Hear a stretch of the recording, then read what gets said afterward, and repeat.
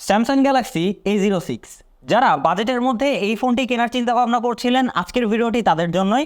অবশ্যই রেকমেন্ড থাকবে এই ফোনটি কেনার আগে এই রিভিউটি আপনি অবশ্যই দেখবেন, কারণ এই ভিডিওটি শেষ করলেই আপনি জানতে পারবেন অ্যারাউন্ড 15,000 টাকা বাজেট রেঞ্জের মধ্যে এই স্মার্টফোনটি এখন কেনা আপনার জন্য ঠিক হবে কিনা।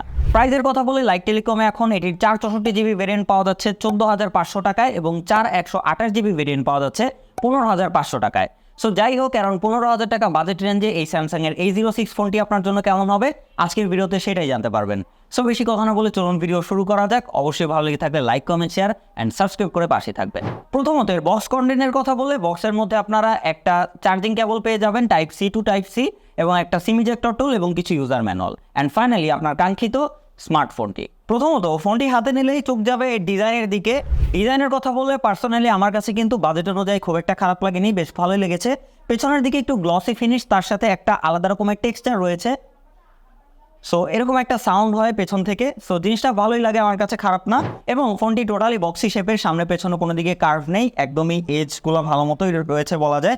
হাতে ধরলে এজগুলো হাতে ভালোই লাগে। ফোনটির ওজন 189 গ্রাম। পেছনে এবং সাইডে টোটালি প্লাস্টিক ফ্রেম এবং প্লাস্টিক ব্যাগ ব্যবহার করা হয়েছে। রাইট সাইডের দিকে ঠিকঠাক পজিশনে এর সাইড মাউন্টেন ফিঙ্গারপ্রিন্ট রয়েছে এবং এটি পাওয়ার বাটন, যথেষ্ট ফাস্ট অ্যান্ড অ্যাকুরেট রয়েছে ফিঙ্গারপ্রিন্ট। তার উপরে ভলিউম প্লাস মাইনাস বাটন রয়েছে। ওপরের দিকে একটা নয়েজ ক্যান্সেলেশন মাইক রয়েছে। সাইডের দিকে সিম কার্ড ট্রে রয়েছে, যেখানে আপনারা দুইটি সিম ব্যবহার করতে পারছেন। নিচের দিকে রয়েছে একটা 3.5mm audio jack, microphone, type C port এবং স্পিকার গ্রিল। সো 3.5mm জ্যাকটি কিন্তু এই ফোনটিতে অ্যাভেলেবেল রয়েছে। ফোনটির সামনের দিকে আসলে আপনারা পেয়ে যাচ্ছেন একটা 6.7 ইঞ্চির PLS LCD প্যানেল, যেটা কিন্তু HD+। এখানে ফুল HD+ ব্যবহার করা হয়নি, HD+ এর একটা স্ক্রিন পাচ্ছেন আপনারা। এবং যদি আমরা এর কালার অ্যাকুরেসির কথা বলি এবং শার্পনেসের কথা বলি, আমার কাছে এই ফোনটি বরাবরের মতো এই শার্পনেস একটু ঘাটতি মনে হয়েছে ডিসপ্লেতে। পিক্সেলের কথা বললে 720x1600 পিক্সেল এবং 20:9 রেশিওর 262 PPI। সো PPI ডেন্সিটি এখানে কম হওয়ার কারণে কিন্তু এর যে পিক্সেলগুলো রয়েছে সেগুলো বেশ ভালো মতোই লক্ষ্য করা যায় এবং বোঝা যায়, এবং প্রত্যেক সময় কিন্তু শার্পনেসের ঘাটতিটা লক্ষ্য করেছি। তার সাথে বেজেলটাও বেশ ভালো। স্যামসাংয়ের এই বাজেট রেঞ্জের যে ফোনগুলো রয়েছে সেগুলোতে কিন্তু বরাবরই কিন্তু তারা অনেক বড় এবং মোটা বেজেল দিয়ে থাকে।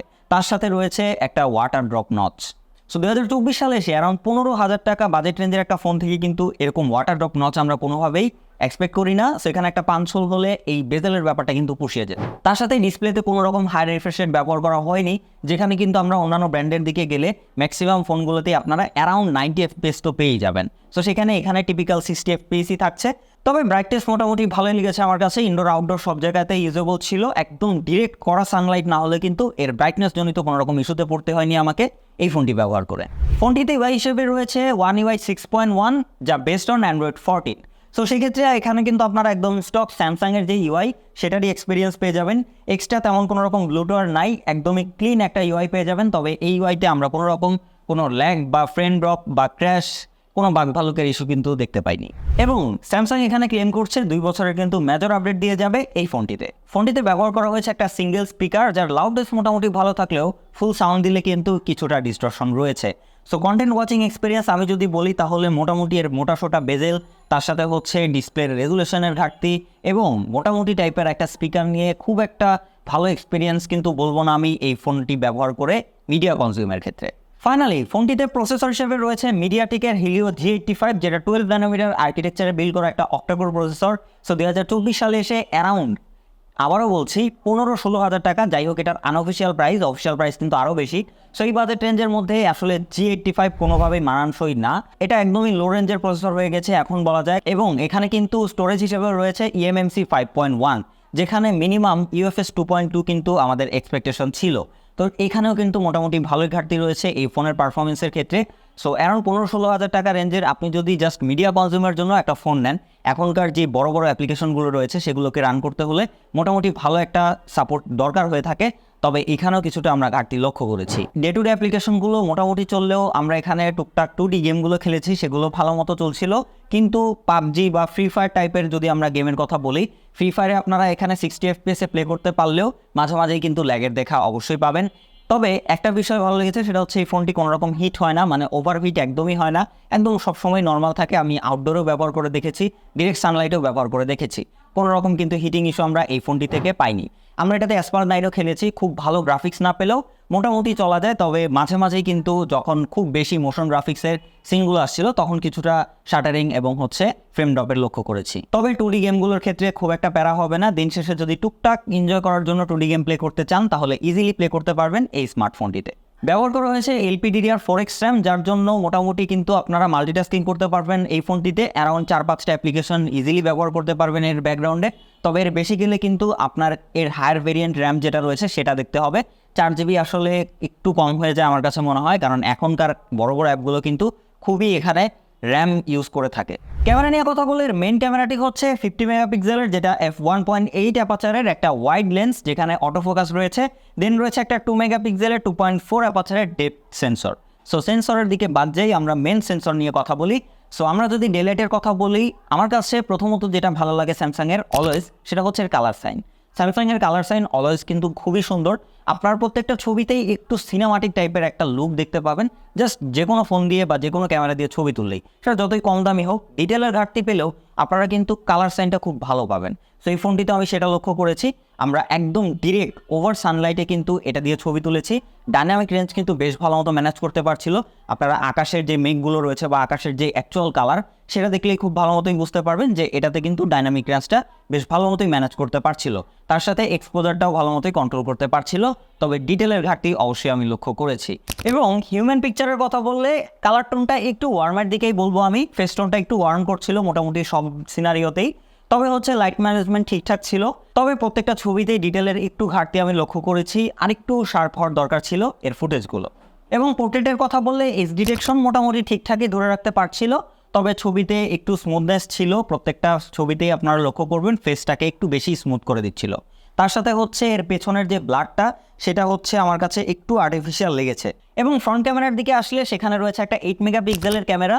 তবে আমার কাছে মনে হয়েছে যে ফ্রন্ট ক্যামেরাতে এই বাজেট অনুযায়ী বেশ ঠিকঠাক ক্যামেরাই ব্যবহার করেছে স্যামসাং। ফ্রন্ট ক্যামেরাতে মোটামুটি ন্যাচারাল ছবি পাচ্ছিলাম, খুব একটা ওভার শার্পনিং বা ওভার কালার কোনোটাই দেখতে পাইনি। মোটামুটি ব্যালেন্স একটা ছবি ছিল। এবং যদি আমরা পোর্ট্রেটের কথা বলি, সেক্ষেত্রেও কিন্তু এজ ডিরেকশন ভালো মতোই ম্যানেজ করতে পারছিল।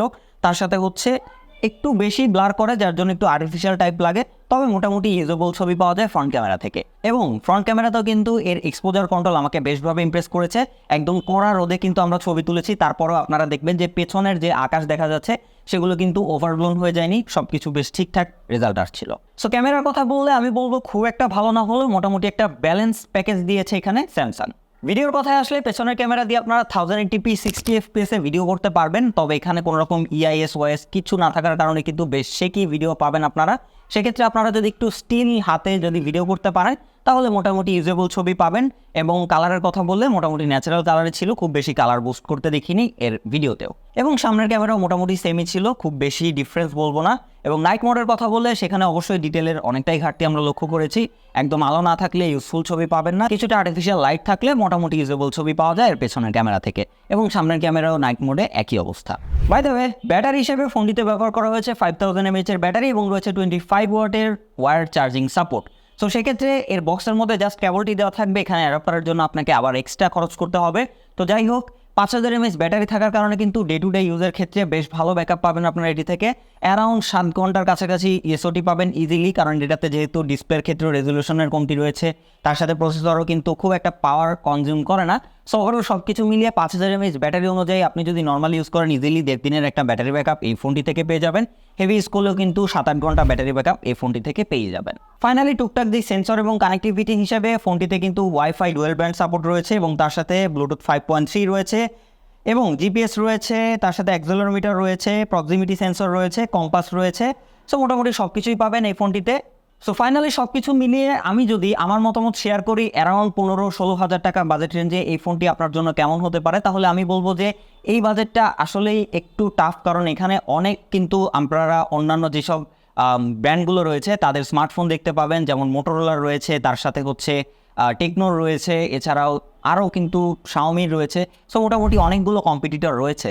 সো সব কিছু মিলিয়ে যদি ব্র্যান্ড ভ্যালুর কথা চিন্তা করেন তাহলে আমি বলবো এটা খুব বেশি এক্সট্রা কিছু আপনাকে দিবে না, মোটামুটি একটা অ্যাভারেজ বা ব্যালেন্স একটা প্যাকেজ দিবে। তবে আপনি যদি অন্য কোনো মডেলের কথা চিন্তা করেন তাহলে স্যামসাংয়েরই আপনারা A15টা দেখতে পারেন। তার সাথে কিন্তু রেডমির রিসেন্টলি 13C রয়েছে, তারপরে মোটো G24 পাওয়ার রয়েছে। সো এইগুলোর যদি দিকে যান আপনারা তাহলে কিন্তু এখানে ডিসপ্লে রেজুলেশন, তারপরে ক্যামেরা, এছাড়াও পারফরমেন্স সব দিক থেকে কিন্তু কিছুটা বুস্ট আপনারা পাবেন ওই মডেলগুলোতে। সো অ্যারাউন্ড 15,000 টাকা বাজেট রেঞ্জের মধ্যে আপনারা যদি ডিজাইন বা ব্র্যান্ড ভ্যালু হিসেবে আপনার নিতে মন চায় তাহলে অবশ্যই নিতে পারেন। তবে আমার রেকমেন্ড থাকবে এই মডেলটা সুইচ করে যদি আপনারা A15 বা আদার্স অন্য কোনো মডেল দেখতে চান সেটা আপনাদের জন্য বেটার অপশন হয়। সো যাই হোক, আজকের ভিডিও এই পর্যন্তই। বাকি ডিসিশন সবটুকুই আপনাদের উপরে। ভিডিওতে কিন্তু সব কিছুই দেখানো হয়েছে। সো দেখা হচ্ছে নেক্সট কোনো ভিডিওতে। সেই পর্যন্ত সবাই ভালো থাকবেন, সবাই সুস্থ থাকবেন। খোদা হাফেজ।